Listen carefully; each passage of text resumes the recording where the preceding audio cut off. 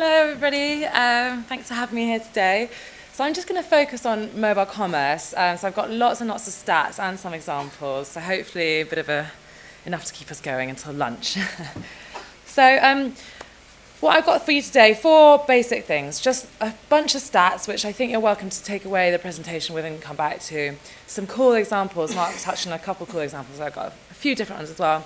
Some top-line thoughts on tablets, and then some couple of slides on the future. If you've got any questions, don't hesitate to ask. So what are consumer usage actually happening with m-commerce? That's kind of the basics before we start thinking about the business impacts of it. Well, in order to tell you about it, I thought I'd refer back to a big study we've done in m-commerce. We've actually done 2 of them for 2 years running, which gives us some interesting year-on-year comparisons. But pretty much the same methodology both times, an online survey, over 1,000 people are taking part. It's not just smartphone users, it's the whole kind of phone base of the UK. That's pretty simple. What's not actually so simple is defining what m-commerce actually is. That was the trickiest bit about doing both of these surveys. And to be honest, what we've done in our definition is not the be-all and end-all of the definition of m-commerce. It's our best attempt to try and get as many things in there as possible. We kind of grouped it into 4 general areas, which is researching on your mobile, actually purchasing something directly to your bill on your mobile, purchasing something through basically your bank details, credit card, whatever account number, and also the experience enhancement around that purchase and how mobile fits into that. I'll go into more detail about these 4 different categories, but just so you know, this is how we kind of are defining it for the next couple of slides as m-commerce overall. So with that in mind, with that definition of m-commerce, our study found that some pretty interesting things. So you can see the 2010 on the left-hand side here, or your right, I guess, or your left, no, your left, yeah. I've never known my left from my right, so we'll just stop that there. In 2010, there were 45 million people who had a mobile phone in the UK. 26.5 million of them used it for mobile media every month. So that's either basically apps or internet. But what we also found is that 51% of them, or in millions, that's 22.9 million, were using it to interact in some form of m-commerce. So a really significant number of people, in terms of both percentage and millions, are using m-commerce in 2010. And actually in 2011, the base grew overall, so we're now seeing there's more mobile phone users in the UK, more of them are using mobile media, and actually more of them are using mobile commerce too. So that went up to 25 million people in the UK engaging in some form of m-commerce. So that's an uplift of, 10% in just a year. It wasn't a huge increase, and I'll come on to kind of what has been happening, the kind of micro trends within the kind of the year-on-year comparisons, but it wasn't a huge increase, but in terms of numbers, it's still very significant. So what were people actually doing? So let's get into the kind of meat of m-commerce and what people are actually doing and those definitions I showed you earlier. So first of all, there's kind of mobile research.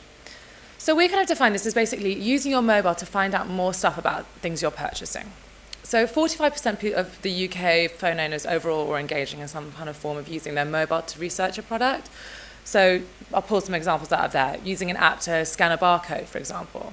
I don't know if you've seen that. Amazon does that, where you can scan a barcode, or Tesco's, you can add it to your basket, see how much it costs on Amazon, etc. Actually, a quarter of people in the UK said they've done that. Alternatively, it could be finding just contact details or opening hours. 39% of people doing that. I'm not going to go through all of these, you can read, but it just gives you an overall examples of how people are using their phone to shop. Then we've got that experience enhancement. That's probably one of the more opaque kind of titles. But this is basically making any kind of transaction that you're doing easier with your phone. So this could be a classic example of it is ticketing. Actually, Orange Wednesdays is one of the most original forms of mobile ticketing. You showed your phone, you got a ticket, you entered the cinema. And 23% of people doing that. Loyalty schemes, which I think are really interesting on mobile, are very few. Only 17% of the UK are currently engaging in this, but I think it's an area of great potential growth. I think there's not very many schemes that are available to people on mobile.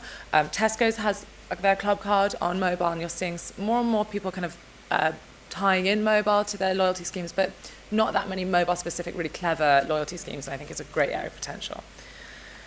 Then keeping up to date with like your flight status, 25% of people doing that.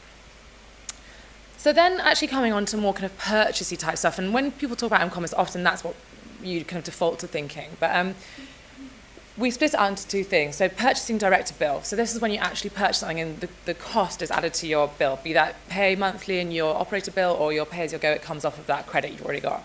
And that might be anything from premium voice to short codes. You can see we talked a bit about that earlier. 34% of people doing that overall. And then lastly, the kind of most obvious one is actually buying stuff with PayPal, with credit cards on your mobile phone.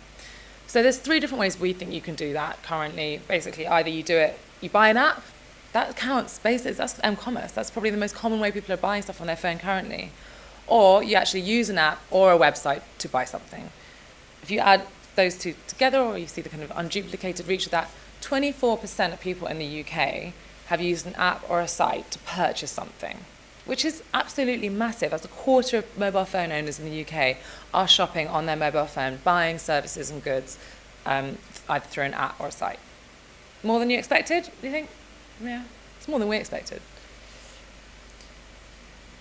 And actually, as I said, there's some kind of interesting micro trends going on year on year. So although you saw that kind of the penetration of m-commerce wasn't changing hugely year on year, what we saw massively change was the transaction, the amount that people were spending when they were buying through apps and sites. An average transaction value went up from £12.20 to £17.50, basically, a 50% increase in just a year. So people are spending more and more every time. And I don't know, this is a stat that gets bandied around a lot, but eBay have often said that they sell between 3 and 4 Ferraris through their mobile applications every month. So people are spending a significant amount of money on their mobile. A bit more than £17.50, I think. That brings up the average. And so looking at the differences between sites and apps, this is something that it's caused a little bit of controversy at IB Towers, put it that way. That actually, the average transaction was higher for those on a site than it is on an app. So £20.77 on a site, £13.15 on an app, which is surprising because I think a lot of people would thought that the app would be the place that people are spending more money. I guess my theories behind this is, well, first of all, you have to have an app there to buy something off it, right? So if you're buying, like, I don't know, life insurance, I'm not sure how many apps there are that sell life insurance, but I'm taking a guess that there's not that many. If it's a one-off transaction, you pretty much have to go to the mobile web to find it, and people are doing that. However, if it's kind of smaller, more kind of frequent purchases, there are tons of apps that will be there for your needs, whether that be Ocado, whether that be Tesco. They're there to take your money. So I think it's not to say that people are spending less overall on apps, but the kind of average transaction value tends to be less as they're doing it more frequently and for lower value items. That's my theory anyway. Could be something else. But. And just coming on to like some final kind of consumer stats here. So we also wanted to know, of the half of the UK that aren't doing any kind of m-commerce, why aren't they? What's stopping them? In 2010, you can see that it was kind of PC was the favoured thing. That's what they wanted to do. It was too expensive. Actually, what they weren't saying is that it doesn't feel secure. Actually, only 9% of people had security issues. And in 2011, that stayed pretty similar. What changed the most was the too expensive kind of ball shrunk, if you will. And people get less worried about that. That's not really a reason. And actually, the PC being the preferred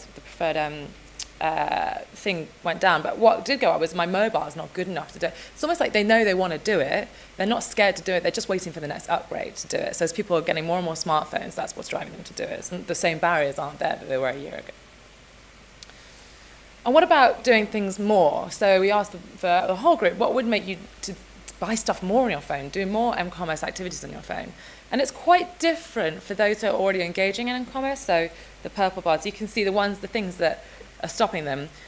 Well, basically, making it easier, having optimized site, just like Mark was saying, it's just so important because people want to buy the stuff, but it's not easy a lot of the time. So being there to sell your wares is really, really important, and actually paying for more physical stuff with your phone. So this comes into the NFC stuff, which I'm going to talk about a bit later, but people are ready for it. People really want to, they're doing it, they want to do it. And actually the thing that's most likely with all including the non-m-commerce is actually if I had a better mobile. So coming back to that, they're just waiting for the next upgrade to start interacting with this kind of thing.